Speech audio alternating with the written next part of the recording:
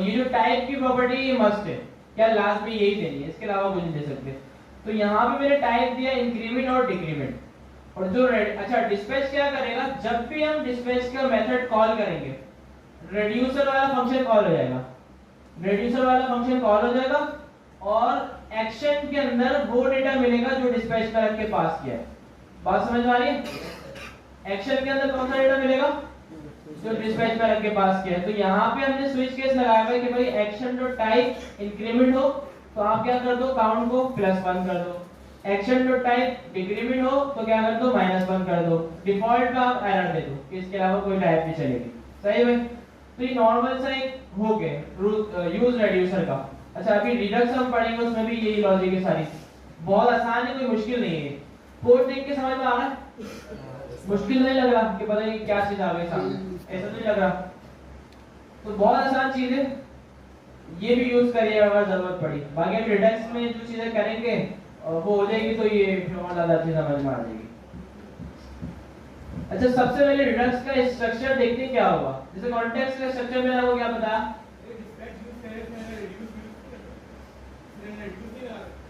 क्या नहीं लगा सकते, रेड्यूस। अच्छा इसका नाम जो है ना ये स्टैंडर्ड है, यही होगा, इसी नेम से ये रखेंगे तो अच्छा है। नाम कुछ भी रखते हैं मसला नहीं आएगा क्योंकि रिस्ट्रक्चरिंग हुई है, नाम का कोई मसला नहीं है। अच्छा जैसे कॉन्टेक्स्ट का स्ट्रक्चर था, कॉन्टेक्स्ट का एक फोल्डर बनाया, उसके अंदर index.js की फाइल बना के क्रिएट कॉन्टेक्स्ट वगैरह आपने कर लिया। अच्छा रिडक्स में है तो काफी सारी चीजें पढ़ने के लिए, बहुत बड़ी है रिडक्स। इसमें आप स्टोर भी बनाते हैं जहाँ पे ग्लोबल स्टेट बन जाती है आपकी। इसमें रेड्यूसर होता है, जैसे अभी फंक्शन देखा ना आपने रेड्यूसर वाला, जहाँ भी रेड्यूसर की बात आ रही है ना समझे ये वाला फंक्शन होता है। इस तरह का लॉजिकल फंक्शन बना होता है जिसमें स्विच केस इस्तेमाल हुआ होता है। स्विच केस क्यों होता है, क्योंकि इसमें काफी लॉजिक वाले काम हो रहे होते हैं। केस देख रहा होता है, इंक्रीमेंट हो तो ये हो जाए, डिक्रीमेंट हो तो ये हो जाए। इफ एल्स करेंगे तो थोड़ा परफॉर्मेंस भी अच्छी देगा इस काम के लिए और उसमें थोड़ी सी लंबी भी होगी। तो इसके लिए हम जब भी स्विच केस यूज करते हैं रेड्यूसर के फंक्शन में। तो जहां कहीं भी रेड्यूसर की बात आ रही हो तो समझे भाई ये जो फंक्शन आपके सामने बना हुआ आ रहा है ये फंक्शन होगा। रिडक्स में रेड्यूसर होता है, इसमें एक्शन होते हैं। एक्शन क्या है, जो एक्शन आपको नजर आ रहा है, ठीक है। रेड्यूसर के फंक्शन में पैरामीटर जो रिसीव हो रहा है एक्शन। डिस्पैच होता है। अच्छा इसके अलावा इसमें थंब होता है। थंब क्या होता है वो भी देखेंगे। इसके अलावा परसिस्ट होता है, परसिस्ट क्या होता है वो भी देखेंगे। इतनी सारी चीजें रिडक्स में। बेसिक क्या है, सिर्फ बेसिक इतनी ज्यादा चीजें नहीं। बेसिक ये कि भाई आपने एक इनिशियल स्टेट बनाई, रेड्यूसर बनाया और आपने उसको ग्लोबली यूज कर दिया, खत्म। ये इनिशियल चीज है, ठीक है। ये बेसिक है रिडक्स की। तो स्ट्रक्चर क्या बनाएंगे फिलहाल इसका, यहाँ पे एक फाइल बना लेते हैं फिलहाल हम store.js। सही भाई, या डायरेक्टली वही जो मेन स्ट्रक्चर है वो बनाते हैं। स्टोर के अंदर हम एक फोल्डर बना लेंगे, इसका नाम रख देंगे रेड्यूसर। सही भाई, और एक फाइल स्टोर के अंदर हम बना लेंगे, इसका नाम रख देंगे index.js। सही भाई। अच्छा रेड्यूसर के अंदर आके मैं एक फाइल बना रहा हूँ index.js। एक index.js रेड्यूसर के अंदर है। अच्छा ये वाली भी रेड्यूसर के अंदर बन गई, एक रेड्यूसर के अंदर है और एक स्टोर के अंदर है। कंफ्यूजन तो नहीं होगी, जैस का नाम चेंज कर दो।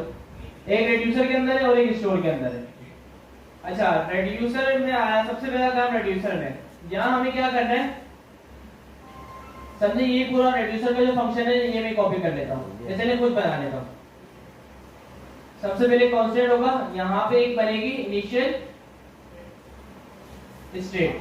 सही भाई। अच्छा ये जो इनिशियल स्टेट होगी ये एक ऑब्जेक्ट होगा, ठीक है भाई। ऑब्जेक्ट होगा, ऑब्जेक्ट के अंदर फिर आपको जो डेटा सेव करना है वो आप कर सकते हैं। आपको पता है स्ट्रिंग हो, नंबर हो, बूलियन हो, एरे हो या ऑब्जेक्ट ही हो, ऑब्जेक्ट के अंदर जो डेटा आप चाहें सेव कर सकते हैं। तो यहाँ पे मैंने एक इनिशियल स्टेट बना दी और यहाँ पे मैं एक यूजर सेव कर देता हूँ। मैंने कहा भाई यूजर नेम दे दिया, ईमेल दे दी, बहुत है, ठीक है भाई। यहाँ पे एक इनिशियल स्टेट का ऑब्जेक्ट बन गया यहाँ पे मैं एक बना रहा हूँ क्या, फंक्शन। अच्छा, इसको मैं बना देता हूँ एरो फंक्शन। इसका नाम मैंने रख दिया क्या, रेड्यूसर। अच्छा, फर्क क्या है, ये नॉर्मल फंक्शन बना हुआ आपको नजर आ रहा है, मैंने इसको क्या बना दिया, एरो फंक्शन, बाकी कोई फर्क नहीं है। अच्छा, इसमें दो पैरामीटर होते हैं, एक होती है स्टेट, दूसरा होता है एक्शन। फिलहाल हम स्टेट ही रखते हैं, एक्शन नहीं रखते। अच्छा, अब मैं जो कर रहा हूँ इसका मतलब बताएं क्या होगा भाई, क्यों कराई मैंने, क्या कहलाता है ये, बोलते क्या है इसको, जबरदस्त यार माशाल्लाह, रिसर्चर की है, डिफॉल्ट पैरामीटर भूल जाते हैं, पढ़ा है ना ये चीज में भाई, डिफॉल्ट पैरामीटर कहलाता है ना, ये क्या हो गया, याद दिलाना पड़ती है सारी चीजें। अब एक फंक्शन है हमारे पास,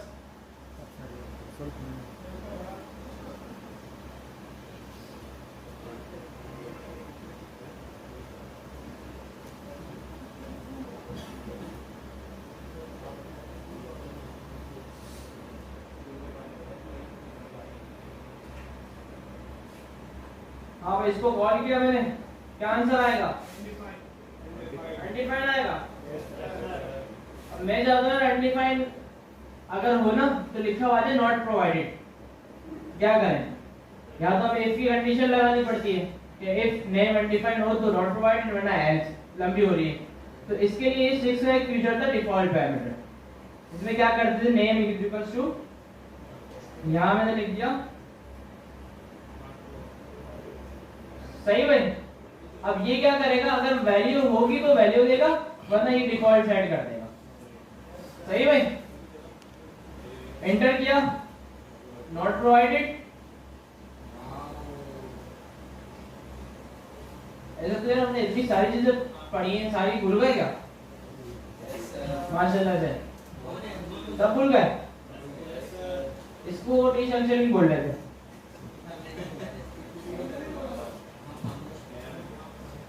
सही है, तो अब यहाँ पे क्या होगा, यहाँ पे अगर मैं स्टेट को कंसोल करवाऊंगा तो स्टेट में क्या प्रिंट होगा, पूरा ऑब्जेक्ट आ जाएगा।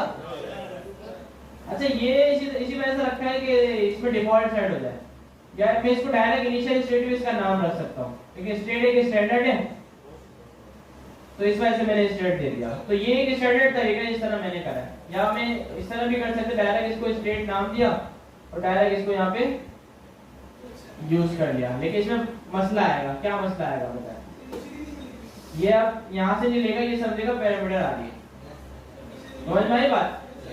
तो इस वजह से हमने क्या किया, इसको डिफॉल्ट पैरामीटर में हमने इनिशियल स्टेट दे दिया। अब ये जो डिफॉल्ट वैल्यू दी है ना, ये ऊपर से आएगी, ठीक है भाई, अगर पैरामीटर आएगा तो वो हो जाएगा, वरना ये हो जाएगा, क्लियर है भाई। और यहाँ पे मैंने कहा भाई रिटर्न, क्या कहा, रिटर्न में मैंने बोल दिया स्टेट, क्लियर है। अभी तक कितना काम किया, एक ऑब्जेक्ट बनाया, रेड्यूसर का फंक्शन बनाया और उसको रिटर्न कर दिया। अच्छा, अब क्योंकि रिडक्स जो है रिएक्ट का हिस्सा नहीं है, ठीक है, पहले भी बताया था, दोबारा बता रहा हूँ, रिडक्स जो है ना वो रिएक्ट का हिस्सा नहीं, रिडक्स से मतलब रिडक्स का रिएक्ट के साथ कोई ताल्लुक नहीं है, अलग से एक लाइब्रेरी है जो हम यूज करते हैं, ठीक है भाई। रिडक्स एंगुलर में भी चलती है, व्यू में भी चलती है, हर जगह चलती है, जावास्क्रिप्ट में भी कर सकते हैं, हर जगह होती है, तो रिएक्ट के लिए भी है रिडक्स। अच्छा, रिडक्स के अलावा आपने देखा था वो फ्लक्स है, मॉब एक्स करके है लाइब्रेरी, एक फ्लक्स है, ठीक है भाई, एक रिडक्स है और एक मॉब एक्स, ठीक है भाई। ये कुछ लाइब्रेरीज हैं जो आपकी ग्लोबल स्टेट मैनेज करते हैं। हम देखिए इसके बारे में सर्चिंग किएगा, MobX versus Redux, Flux versus Redux, ठीक है। तो रिडक्स ही आपको टॉप में मिलेगी कि भाई रिडक्स में काम ज्यादा है, ज्यादा यूज होती है, डिमांड ज्यादा है। अच्छा, अब लाइब्रेरी रिडक्स 2 के तो हमें इंस्टॉल करना पड़ेगी, ऐसा ही है। तो हम इंस्टॉल करेंगे npm i redux। अच्छा redux तो इंस्टॉल करेंगे। अब redux इंस्टॉल करने के बाद इसको react के साथ चलाना है।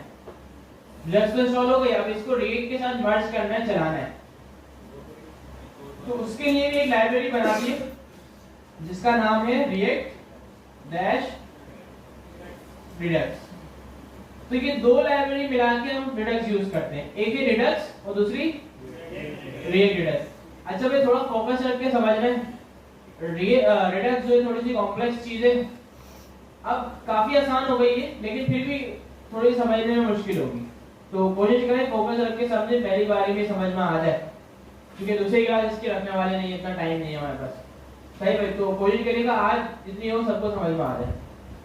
तो redux इंस्टॉल किया और react redux इंटर कर दिया। अच्छा पहले बहुत मुश्किल थी, मैं अगर खुद अपनी बताऊं 2017 में एक हफ्ते में मुझे समझ में आई थी पूरे, रोज पढ़ता था, रोज देखता, समझ में नहीं आ रही। एक हफ्ते बाद थोड़ी लॉजिक क्लियर है यहाँ पे, अब समझ में आ रही है। लेकिन अब इतनी आसान हो गई मेरे, क्योंकि पहले आपको बताया कि react क्या थी, अब क्या हो गई, इतना फर्क आया। तो redux में भी इतना ही फर्क आया, बहुत आसान हो गई। ठीक है भाई, ये हो गया। इसके बाद मैंने इसको कर दिया npm start।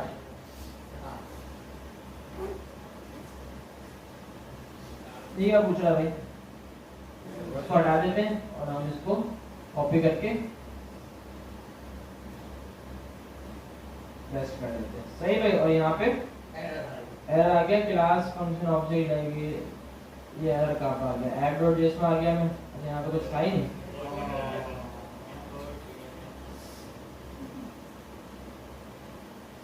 ऐप का कंपोनेंट कहाँ गया, मतलब फंक्शन ऐप रिटर्न j और h1 हेलो।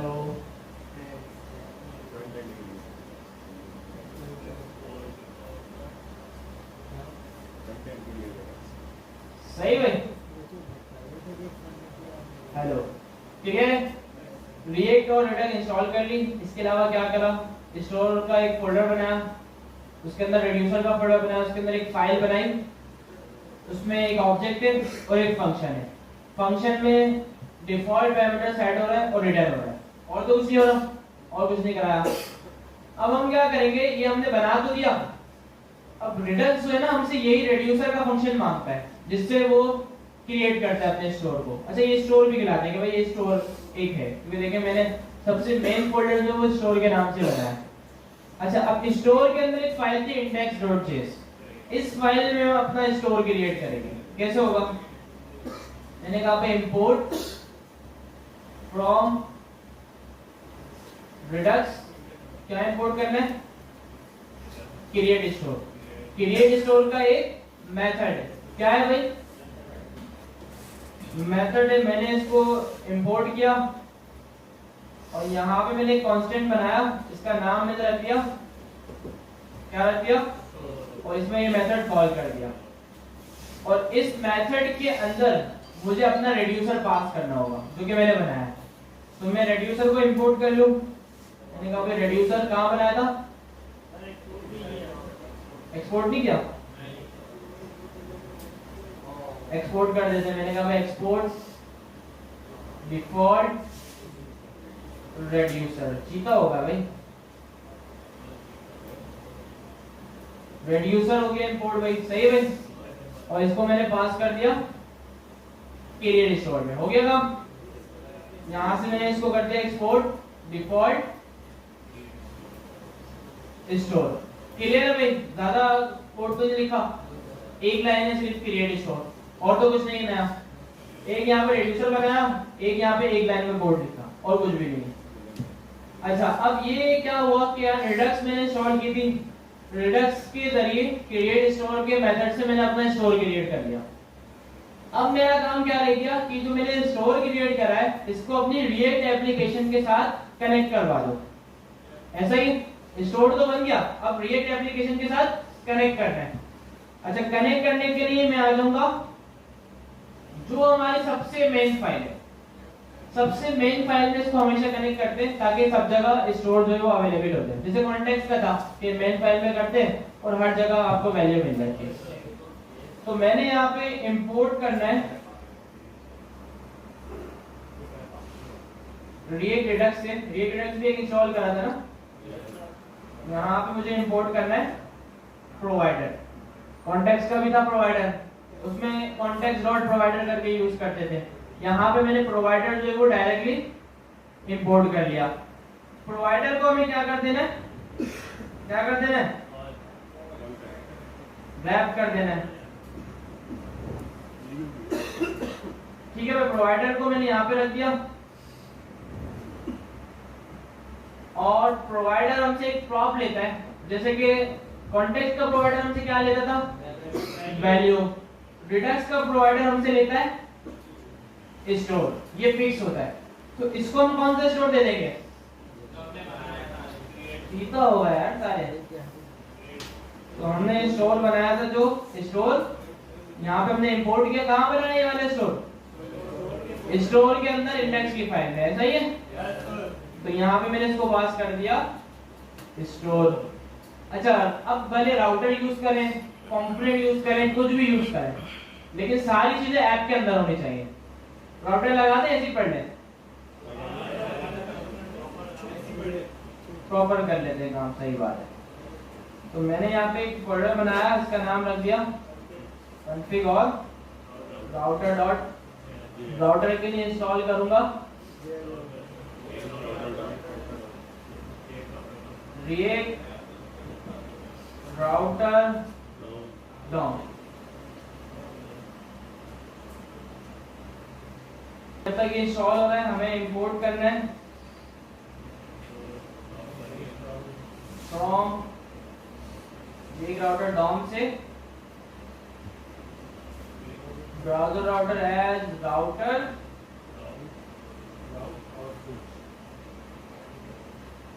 स्विच और राउट। अच्छा, अपने कंटेनर्स भी बना लेते हैं। कंटेनर्स नाम रखते हैं, मॉड्यूल्स रखते हैं, सही है भाई, एक ही बात है। मैंने कहा भाई होम आ गया और फिलहाल अबाउट आ गया। होम पे आया, इंडेक्स की फाइल बनाई इंडेक्स डॉट जेएस। अबाउट पे आया, अबाउट की फाइल बनाई इंडेक्स कर देते हैं, सही।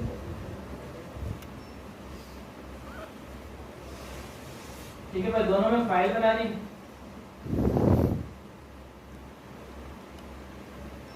फंक्शन बना दिया, फंक्शन ये कौन सा, अबाउट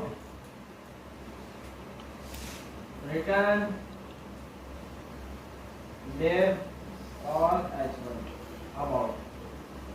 और इसको यहां से हमने कर दिया एक्सपोर्ट डिफॉल्ट अबाउट। यही मैंने पूरा फॉर्म में बनाया और इसमें लिख दिया मैंने होम। इंपोर्ट किया दोनों को राउटर की फाइल में।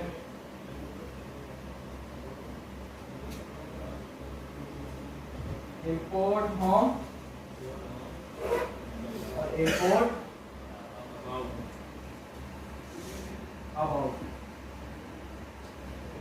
Function app router return router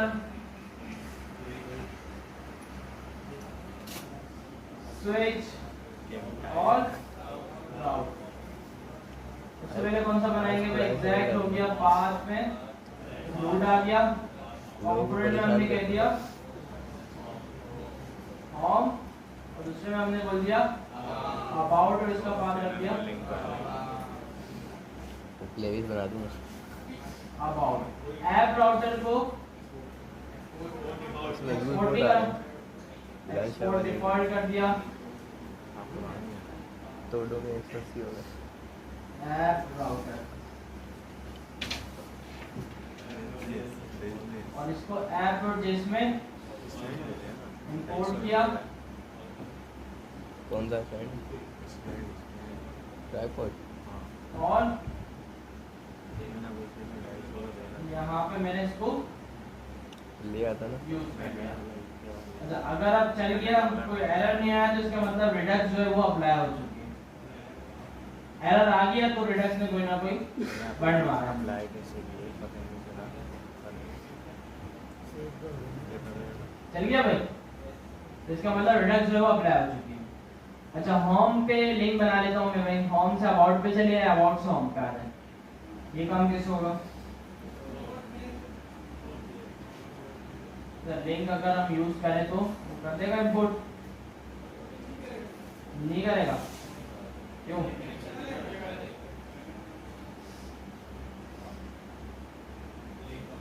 to about कल देर तक जाकर बाद में बात और अबाउट पे आके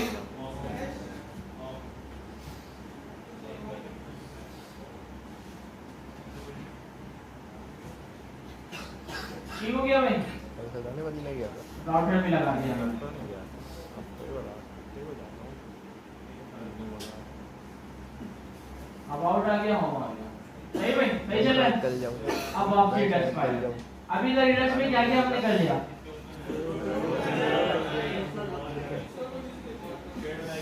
स्टेट बनाई, रेड्यूसर का फंक्शन बना के एक्सपोर्ट करा, स्टोर क्रिएट कर लिया, ऐप में आके प्रोवाइडर इंपोर्ट किया, प्रोवाइडर को रैप किया और प्रोवाइडर में एक प्रॉप पास कर दिया, स्टोर और उसमें जो स्टोर हमने क्रिएट किया था वो पास कर दिया। सही भाई, यहाँ तक काम किया है। अच्छा अब काम इतना आसान हो गया, अब हमें सिर्फ और सिर्फ क्या करना है, होम में आना है। मुझे होम के अंदर वो जो मेरी ग्लोबल स्टेट थी ना वो वाला डेटा चाहिए, तो अब मैं क्या करूंगा? मैं यहाँ पे आया, मैंने यहाँ पे एक रिएक्ट का हुक इंपोर्ट किया जिसका नाम होगा, क्या नाम होगा? क्या नाम होगा? व्यूज। ये रिएक्ट का हुक में होगा, ये होगा रिएक्ट रिडक्स का, और इसका नाम होगा यूज सेलेक्टर। ठीक है भाई, इसका नाम होगा यूज सेलेक्टर। मैंने यहाँ पे कांस्टेंट बनाया, इसका नाम रख दिया स्टोर। यहाँ पे मैंने कहा भाई यूज सेलेक्टर। अच्छा यूज सेलेक्टर का एक हुक है जो रिटर्न करता है वो जो हमारी ग्लोबल स्टेट होती है उसको। सही भाई, कैसे करता है? यहाँ पे हमने स्टेट यहाँ पे देनी है और ये कॉलबैक फंक्शन होता है, तो इसके अंदर एक फंक्शन बना के इस तरह स्टेट को दोबारा से रिटर्न करवाते हैं। ये काम हमें यहाँ पे करना है। अच्छा अब हम सिर्फ और सिर्फ कंसोल करवा के देखेंगे स्टेट को कि इसमें स्टोर को इसमें क्या आ रहा है। मैंने कहा स्टोर, इसमें हम बोल देते हैं होम, ये होम पेज है और इसमें हम स्टोर कंसोल करवा रहे हैं। यहाँ पे हमने बोल दिया स्टोर। क्या आना चाहिए आपके हिसाब से? क्या आना चाहिए? ऑब्जेक्ट। ऑब्जेक्ट आ गया, क्या होगा इसमें? डेटा आ गया। सही, कहां से आया? ग्लोबल स्टोर है। सिर्फ और सिर्फ क्या किया? यूज सेलेक्टर का हुक यूज किया, यूज सेलेक्टर स्टेट रिसीव करके रिटर्न करवा दी फंक्शन के अंदर, और यहाँ पे जो हमें मिला होगा स्टोर में पूरा डेटा मिल गया होगा जो भी हमने वहां पे बनाया था। यही डेटा बनाया था, यूजर था, यूजर के अंदर ईमेल और नेम था, gauss@gmail.com, नेम में गॉस था। अच्छा डेटा अगर थोड़ा सा हम चेंज करके देखें ताकि पता चले ना भाई कि यहीं से आ रहा है डेटा। रीलोड किया, सही भाई, क्लियर है?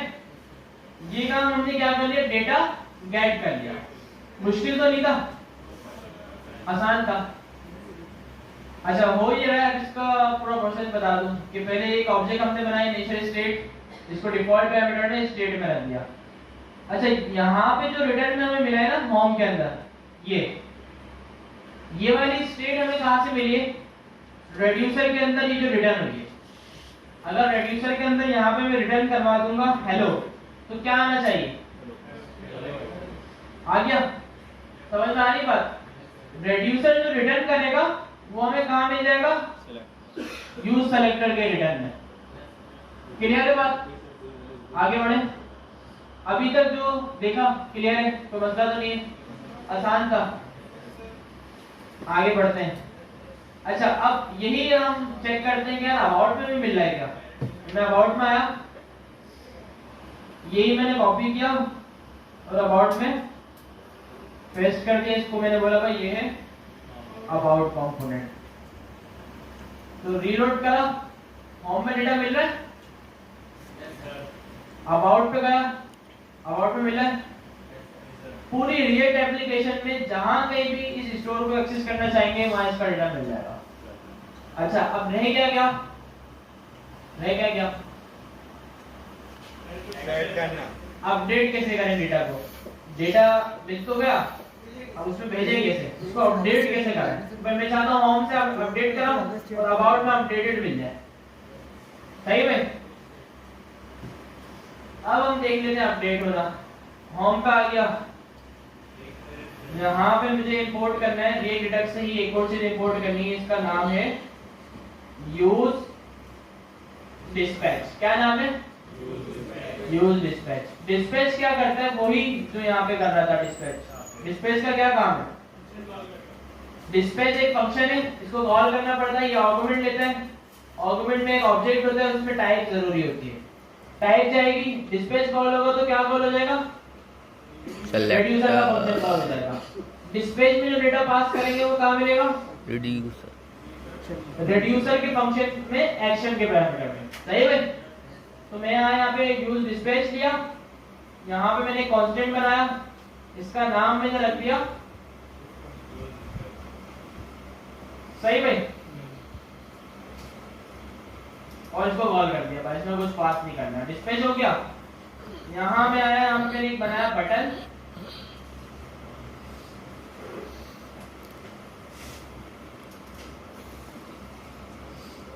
सही भाई, क्लिक, और यहाँ पे मैंने कहा ऑन क्लिक पे आप क्या कर दो, एक फंक्शन कॉल करो और फंक्शन के अंदर डिस्पैच को कॉल कर दो। और डिस्पैच में मैंने कहा भाई, अच्छा डिस्पैच को अगर देखिए बगैर किसी टाइप वगैरह के मैं कॉल कर दूं तो क्या होता है, होम पे आ गया, कॉल किया, एरर आ गया। क्या एरर आया, actions may not have an undefined type property, you may have misspelled an action type। समझ में आ गया, क्या बोल रहा है, ये बोल रहा है जो आप एक्शन पास कर रहे हैं डिस्पैच के अंदर। अच्छा, डिस्पैच के अंदर ये जो ऑब्जेक्ट पास होता है इसको हम बोलते हैं एक्शन। क्या है, एक्शन। तो ये बोल रहे हैं इसके अंदर टाइप जो है वो लाजमी होनी चाहिए, तो मैं इसको बोल देता हूं, या इसको मैं बोल देता हूं टेस्ट, सही है। अब ये कॉल हो जाएगा। अच्छा, जैसे ही ये कॉल होगा तो होगा क्या, रेड्यूसर के अंदर ये जो फंक्शन है रेड्यूसर का, ये कॉल हो जाएगा, ये कॉल होगा और इसके सेकंड पैरामीटर में हमें मिल जाएगा एक्शन। तो हम यहाँ पे करवाएंगे console.log एक्शन, एक्शन। अब पता है एक्शन में मुझे क्या मिलेगा, कंसोल में क्या मिलेगा, सिर्फ टेस्ट या ऑब्जेक्ट होगा, ऑब्जेक्ट होगा ना। क्लिक किया, मिल गया भाई। ये डेटा कहां से आया, होम से आया, होम से डिस्पैच कॉल हुआ और डिस्पैच जैसी कॉल हुआ डिस्पैच ने रेड्यूसर कॉल कर दिया और रेड्यूसर के एक्शन में हमें वो ऑब्जेक्ट मिल गया जो डिस्पैच में मिला है। क्लियर है भाई, यहां तक क्लियर है, मुश्किल तो नहीं है, बहुत आसान चीज है। अच्छा, पहले ये नहीं था, पहले सिर्फ इतने से काम के लिए इतनी ज्यादा चीजें हमें करनी पड़ती थी डिटेक्ट में, यार बंदा बोले यार मुझे करनी ही नहीं है। वाकई अब इतना आसान हो गया, दो हो गए, यूज सेलेक्टर, यूज डिस्पैच। जहां कहीं भी आप यूज करना चाहें, अगर आपको स्टेट से डेटा चाहिए यूज सेलेक्टर यूज करें, स्टेट में डेटा भेजना है तो यूज डिस्पैच यूज करें, बहुत आसान है। अच्छा, हम एक काम अब करते हैं, क्या काम करते हैं, मैं रेड्यूसर में आ गया, यहाँ से मैंने ये यूजर का ऑब्जेक्ट हटाया और यहाँ सिर्फ और सिर्फ एक प्रॉपर्टी मैंने रख दी नेम की, सही भाई, नेम की प्रॉपर्टी रख दी। तो अब इसमें क्या आ रहा है, नेम की प्रॉपर्टी आ गई। होम पे मैं आया और यहाँ मैंने कहा भाई h2 और यहाँ पे आप प्रिंट कर दो, क्या प्रिंट कर दो, स्टोर डॉट नेम, नेम आ रहा है ना, तो नेम में क्या प्रिंट हो जाएगा, आ गया, कहां से आया बॉस, ग्लोबल स्टेट से आया, ऐसा ही भाई। अब मैं चाहता हूं इसको अपडेट करूं, अपडेट कैसे होगा, मैंने यहाँ पे एक बटन बनाया था, मैंने इसका नाम रख दिया अपडेट, मैंने टाइप पास कर दी भाई अपडेट, अपडेट टाइप पास कर दी और यहाँ से अपडेट का बटन मैंने क्लिक करवा दिया, रेड्यूसर में आया। अब रेड्यूसर को मैनेज करने का बेस्ट ऑफ द बेस्ट तरीका ये है कि भाई आप स्विच केस यूज करें, इफ एल्स भी कर सकते हैं कि भाई इफ टाइप अगर अपडेट हो तो नेम को अपडेट कर दो, इफ टाइप अगर डिलीट हो तो नेम को डिलीट कर दो, तो इफ एल्स भी यूज कर सकते हैं, लेकिन बेस्ट क्या है, स्विच केस। स्विच केस यहाँ पे भूल तो नहीं गए, जबरदस्त भाई। तो हम यहाँ पे स्विच केस यूज कर रहे हैं, मैंने कहा भाई स्विच, इसमें आ जाएगी एक्शन डॉट टाइप, टाइप भेज रहे हैं ना, और यहाँ हम बोलेंगे केस अगर हो अपडेट, तो आप क्या करो, रिटर्न। अब मुझे बताइएगा इसका क्या मतलब है, हाँ भाई क्या मतलब है, जितनी भी चीजें होंगी स्टेट में वो सारी यहाँ पे आ जाएंगी। अच्छा फिलहाल मैं इतना ही करता हूँ, और केस मैंने लगा दिया एक अपडेट, और अभी एक ही केस लगा रहा हूँ क्योंकि अभी और कुछ नहीं कर रहा, और एक स्विच केस में डिफॉल्ट भी होता है, ऐसा ही है, डिफॉल्ट में मैंने इसको बोल दिया कि भाई रिटर्न कर दो आप सिर्फ स्टेट, क्या मतलब आ रहा है डिफॉल्ट में भी कॉलम लगता है, सही है, सही हो गया भाई। डिफॉल्ट पे रिटर्न स्टेट करवा दी, अब अपडेट पे देखिए मैं क्या करूंगा, होम में मैं आया, मैं चाहता हूं यार कि जैसे ही इस पे अपडेट पे कोई क्लिक करे नेम अपडेट हो जाए। अब कैसे करेंगे, जहां पे ये मैं डिस्पैच कॉल कर रहा हूं, यहाँ पे एक प्रॉपर्टी पास कर रहा हूं जिसका नेम है टाइप, यहाँ पे एक और प्रॉपर्टी में भेज दूंगा नेम की, और इसमें मैं रख दूंगा अहमद। अब ये नेम की प्रॉपर्टी रेड्यूसर में मुझे कैसे मिलेगी, action dot name, action dot name, सीधा होगा भाई सब, ऐसा ही है। तो यहाँ पे मैं बोलूंगा नेम, और इसमें मैं रख दूंगा एक्शन डॉट, तो होगा क्या, होगा क्या, अपडेट है, स्टेट तो जाएगी, स्टेट के साथ साथ पुरानी वाली, इतनी पुरानी अभी कोई चीज है नहीं, लेकिन फिर भी ये लगता है कि पुरानी वाली चीजें हो वो भी डिलीट ना हो, और फिर नई चीज जो अपडेट हुई है वो भी चले जाए, तो नेम अपडेट हो जाएगा भाई। Yes sir. अच्छा रेड्यूसर की जो स्टेट है ना, ये भी नॉर्मल स्टेट की तरह काम करती है, मतलब ये है कि जब भी रेड्यूसर की स्टेट अपडेट होगी तो भी रेंडर दोबारा चलता है, बात समझ में आई। एक हमारे कंपोनेंट की स्टेट थी यूज स्टेट, उसके अपडेट होने से रेंडर दोबारा चलता था, एक रेड्यूसर की स्टेट है, इसके भी अपडेट होने से रेंडर दोबारा चलेगा। अभी क्या आ रहा है, नेम अपडेट करूंगा तो क्या होना चाहिए, हो जाएगा, यस सर, हो गया भाई। Yes sir. डेटा कहां से आया, अच्छा डेटा अभी क्या नजर आ रहा है, गॉस आ रहा है, कंसोल में क्या आ रहा है, गॉस आ रहा है, अपडेट किया कंसोल में क्या आ गया, यहाँ पे अहमद आ गया। अब अबाउट पे जाऊंगा तो क्या आएगा, अहमद, गॉस या अहमद,